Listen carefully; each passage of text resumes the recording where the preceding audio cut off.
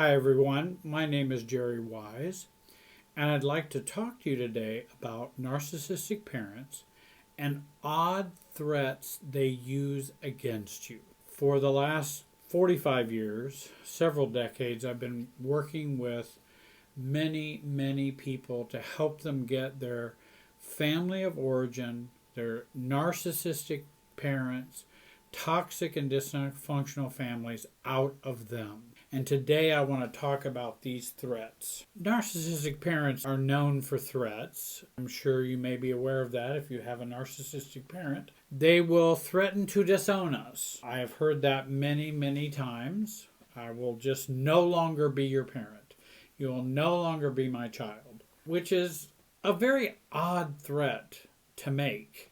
It seems right. It really is kind of a nonsensical threat. It's like, okay, disown me I didn't know you owned me. So how are you going to disown me? So we have an interesting dynamic even from the very start. Secondly, I'm going to abandon you when you are in need. Just remember, whenever you need help, I won't be there for you. To increase our fear, to trigger our fear of abandonment, they will use these kinds of odd threats against us. Many times, and I've told many people that I've worked with, you don't have to worry about fearing it. It's already happening. In other words, if someone threatens to abandon me, they probably already have been abandoning me for years. So it's already been happening. And yet I worry, I wouldn't want that to happen. It's been happening time and time again. And so it's a way for me to kind of relax about that. Because usually what I fear is already happening and I'm still alive. I mean, I'm still functioning. I can still go to work. I can still, make a living. I have a family. But we fear that abandonment. And again, they may threaten us with, I will abandon you when you're in need. So don't call us when you get into trouble. And then there's the common, I will disinherit you. If you don't do what I say, if you don't follow the family line or the company line, the family line, then I will disinherit you. And I've known people who have been disinherited. I've known people who have been disinherited from a lot of money as a result of standing up to their parents. And again, when I say stand up to parents, I don't necessarily mean confronting them, because usually it's pretty useless to confront a narcissistic parent. It's kind of a waste of air and energy to do that. And so I don't usually encourage people to confront someone like that because you're really kind of wasting your time. I mean, it may make you feel better, okay, but my hunch it'll probably just make things worse rather than better. We have to deal with our own feelings about how they have treated us. But they have, confronted their parents and then been disinherited. And again, good, loving parents would always disinherit their children if they don't do exactly what they want. And of course, I'm being facetious. I think when it comes to inheritance, I think being mature, fair, respectful, and practical, are the ways to think about inheritance. Well, narcissistic parents will use it as a weapon of manipulation. And in fact, you can use inheritance to mess up a whole bunch of siblings. And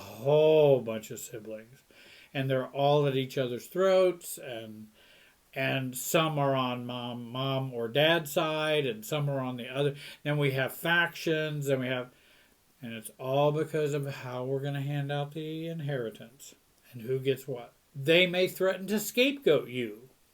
Kind of an odd threat. I'm going to smear you. I'm going to tell all the family that you have treated me this way, when really you haven't treated them badly at all. They just perceive that.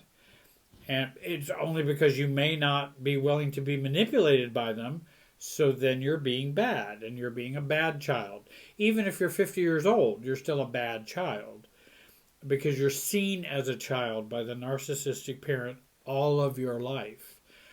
I don't care if they're 90 and you're 60, you're still the child. And they will see you that way, and often will want to treat you that way and wonder why you would reject that. And that if you do, then a smear campaign can take place or scapegoating if you don't comply with their wishes.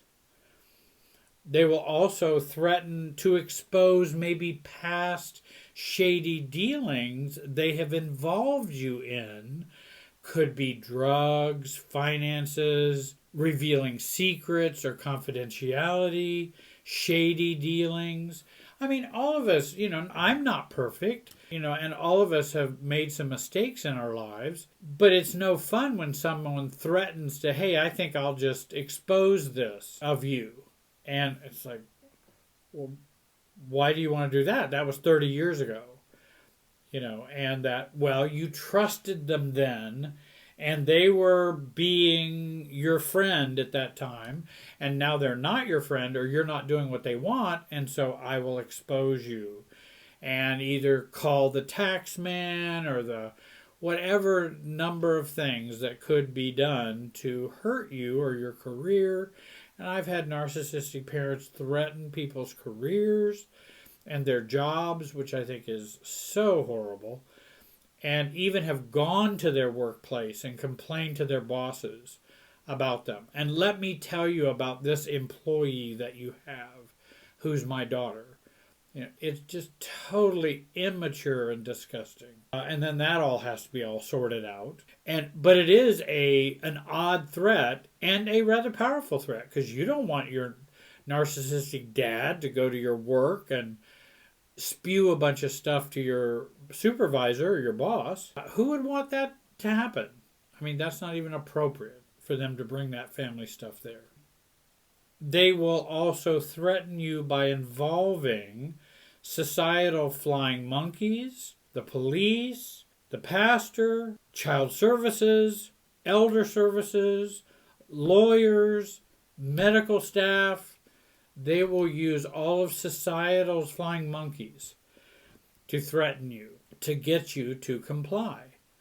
And these are just maybe 6 of the type of odd threats that can be used against you, or they will use against us. What do we do? Well, narcissists, remember that the narcissist threats and actions are done to keep your emotional umbilical cord connected to them and connected to the family. They don't want you to detach. They don't want you to grow up. They don't want you to mature. They don't want you to have internal boundaries. And they certainly don't want you to have external boundaries. Internal boundaries is, think of it as detachment. External boundaries is, I'm not going to be seeing you anymore. They don't want you to have either of those kinds of boundaries because they're very allergic to boundaries. And that may be a way of thinking about narcissists, that they are allergic to boundaries. And so that's one thing we want to remember about why this is happening and what's the purpose of this. Second of all, it's important that we stay calm and thoughtful. Calm and thoughtful is essential in breaking the anxiety bond with them. In other words, stay rational about that. For example, people become so caught up in the fear. Okay, well, you don't have the inheritance now, and you're doing fine, and you're happy with your family, and you're happy with, your own nuclear family, and you haven't needed them or had need to call on them.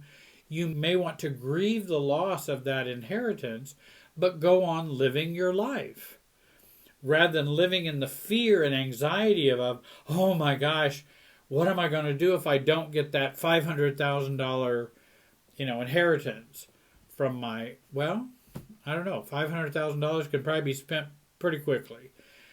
Just buy a house, and that's half of it or all of it, just for a median. I think a median price house is like $390,000 in the U.S.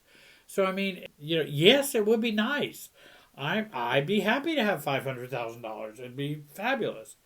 But I don't know if I'm going to give up my inner peace for that. And I think that's what's so important to decide.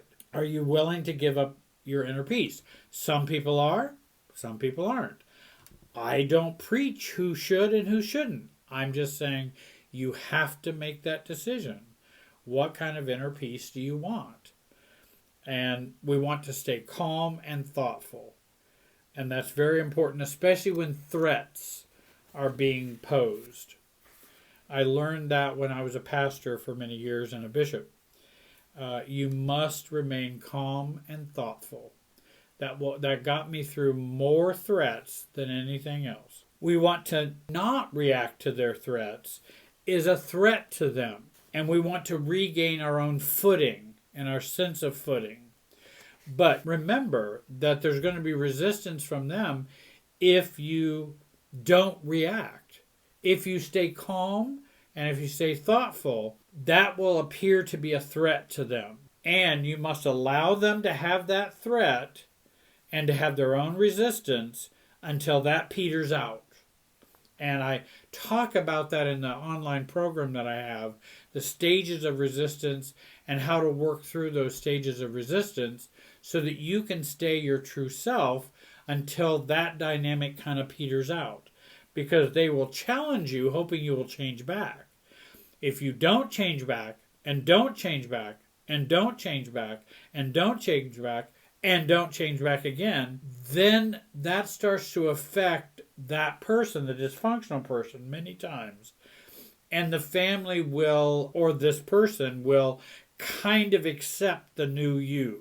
Not in a healthy, I just mean, well, that's not working. What I'm doing is not working. I'm going to have to try something else. Fourthly, get help, coaching, counseling, support groups.